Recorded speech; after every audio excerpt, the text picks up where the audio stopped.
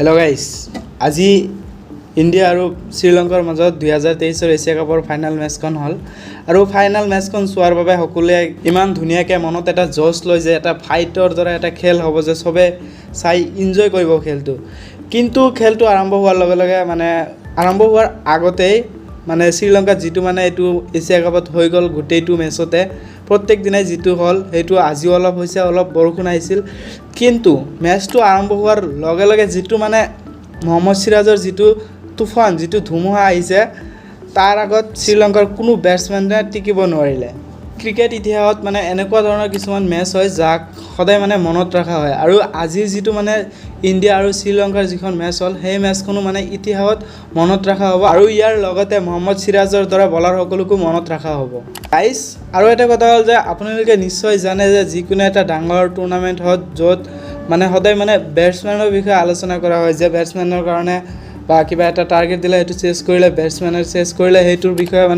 বহুত আলোচনা কৰা হয় হেনেকে বলাৰক সিমান এটা ক্ৰেডিট দিয়া নহয় কিন্তু আজিৰ যিখন 2023 যিখন এছিয়া কাপৰ ফাইনাল হ'ল ইণ্ডিয়া আৰু শ্ৰীলংকাৰ মাজত সেই মেচটোৰ সম্পূৰ্ণ ক্ৰেডিট বলাৰসকলৰ ওপৰত যায় তো গাইস মেচটো আৰম্ভ হোৱাৰ কথা আছিল 3টাৰ পৰা কিন্তু বৰষুণৰ বাবে মেচটো 3:45 বজাত আৰম্ভ কৰা হয়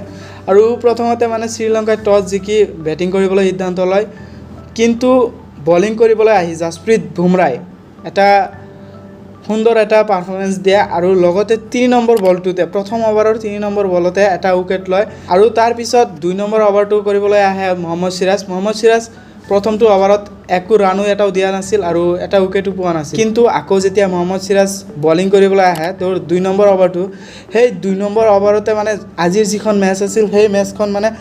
সম্পূৰ্ণভাৱে জিকি লয় সেই 2 নম্বৰ ওভাৰটো মোহাম্মদ সিৰাজৰ যেটো 2 নম্বৰ ওভাৰটো দিছিল তেওঁ সেই ওভাৰতে ইণ্ডিয়া আজিৰ মেচটো জিকি গৈছে কিয়নো সেই ওভাৰতে মোহাম্মদ সিৰাজ অকলে 4টা উইকেট লৈছিল প্ৰথমটো বলতে এটা উইকেট লৈছিল যেটো এটা ধুনীয়া এটা ক্যাচ ৰবীন্দ্ৰ জাদেজাই ধৰিছিল আৰু তাৰ পিছৰ বলটো 2 নম্বৰ বলটো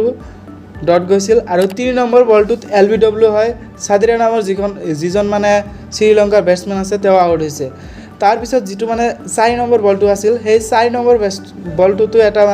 ক্যাচ উঠিছিল আৰু সেই ক্যাচটো ঈশান কিষানে ধৰিছিল আৰু এনেদৰে শ্ৰীলংকাৰ আশলংকা আউট হৈ যায় আৰু 5 নম্বৰ বলত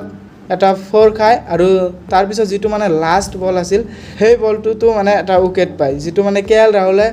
ক্যাচ ধৰিছিল আৰু এনেদৰে মোহাম্মদ সিৰাজে আজি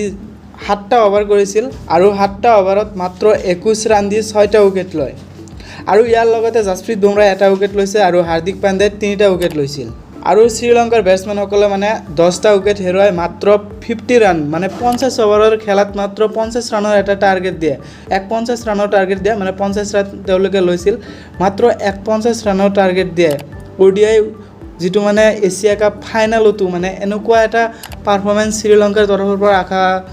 কৰা নগৈছিল কিয়নো হিহঁতো ধুনীয়া পাৰফৰ্মেন্স দেখাই আহিছে পাকিস্তানৰ এগেইনষ্টত কিন্তু আজি মোহাম্মদ সিৰাজৰ আগত হেতু নহল আৰু এনেদৰে আজি যেটো মেচ হৈ গ'ল সেই মেচটো ইণ্ডিয়া 263 বল থাকান্তে জিকি গ'ল